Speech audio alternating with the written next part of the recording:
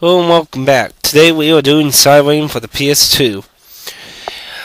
When you first start the game, you will be forced to do the stages it presents to you in order until it's satisfied that you complete enough. Then you will get the stage select option as you've seen. Before we start this review, we need to go over two important details about the gameplay. This isn't a normal survival horror game. This is a stealth survival horror game. And it isn't simple like in Metal Gear where you can kill everything. Enemies will revive. There are only very few instances near the end of the game where you can permanently knock out a certain enemy. But basically 97% of all enemies have the capabilities of reviving over and over and over again, and you can only temporarily knock them out. Different types of enemies have different types of reviving. Next is that you will be very unarmed. I mean, you will rarely even have guns, let alone enough ammo to take on the enemies in a particular stage. Your main alliance, aside from being very skilled at the game mechanics, will be sight jacking. As you are seeing right now is not the perspective of my character, but of the perspective of the enemy chasing me. This character is one of the characters you do get to play as, but she had sadly gotten killed and now is after you. I'm currently hiding in a closet, just showing off the sight jack thing. Like a radio, when you bring it up, you use the analog stick and turn it about to see the different sights of any enemy on the entire field. Except there is a certain range. If they're all the way on the complete other side of the map, you might not be able to get them in your sensor. So entering sight jack when you got a safe opportunity to check on monsters is a pawn. You can also hotkey these to the X, square, triangle, and O button to quickly get that enemy's sight jack to appear. With these understood, we can continue on with the review.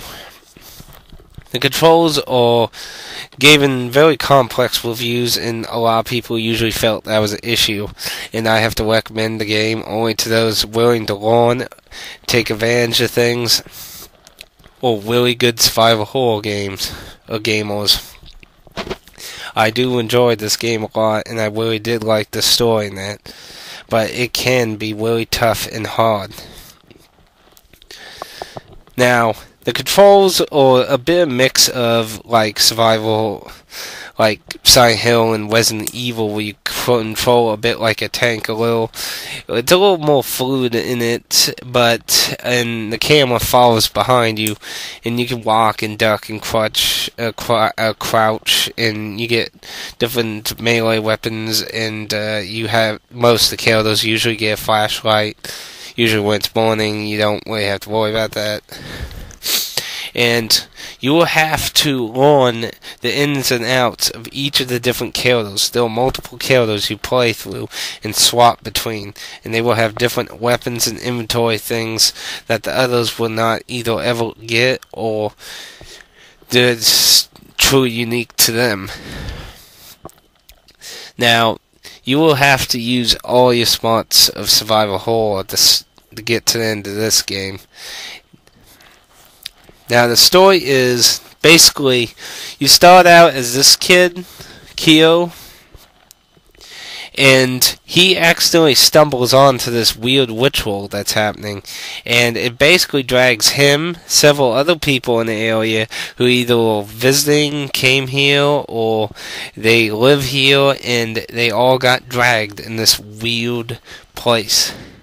Most fanbase believe this world teeters on the side between hell and the mortal realm, but there is no truth to this, and it is just an opinion. But wherever it is, you are not on Earth, and if you are in hell, then this is probably it. The enemies you fight come in many different varieties. You will see humanoid ones, but later on you'll see weird involved ones. Dog-spidled ones that can do different things, and they revive faster. The humanoid ones will use any type of weapon they have. They can use rifles, knives, their own fists, try and choke you. And they're not slow like Resident Evil zombies. They will run after you and gut you and shoot you down. So your powers of hiding or taking them out will be needed.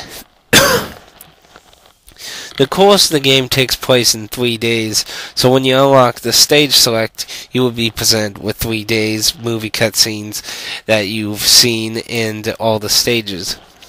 As you progress the story, you give an idea that time is repeating. Each stage has a second objective. These second objectives are the repeating of the storyline. As the game series, it's to its third entry now, it's presented more easier that this is happening. In the first game, it took a lot more obscure. It's trying to realize that everything is actually literally repeating itself again and again. Now, you will need to complete almost all of these objectives to get the true ending. There are only about 5 objectives in a few obscure stages that you can not have to get.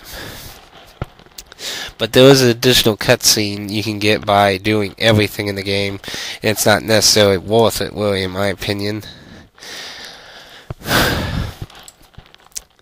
Overall, I give the game a 4 out of 5. It's challenging learning curve, difficult controls, bad voice acting makes it hard to get into the game for casual people. This is a definitely hardcore game or hardcore survival horror fans.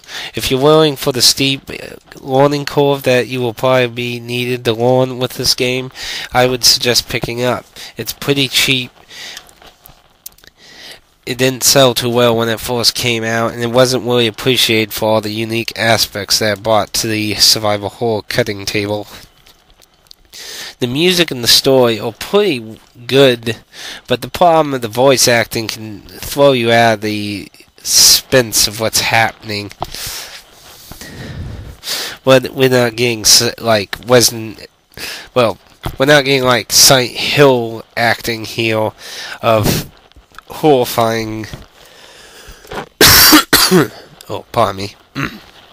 I'm a bit sick right now. Anyway.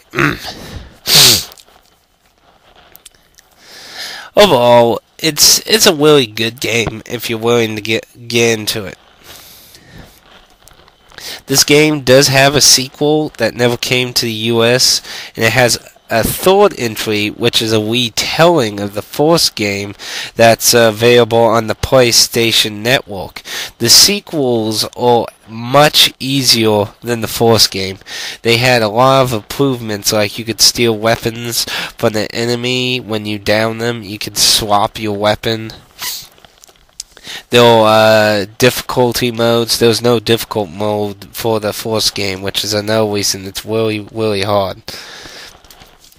If you wish to try one of the other two, if you have access to a way of playing a Japanese PS2 game, or if you have a PS3 to get the download of the third game, you can download the episodes or the entire game.